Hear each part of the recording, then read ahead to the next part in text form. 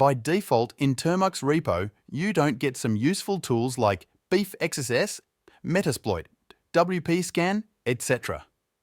Today, in this video, I will show you how you can add these tools in termux repository, so you can install them in just one click.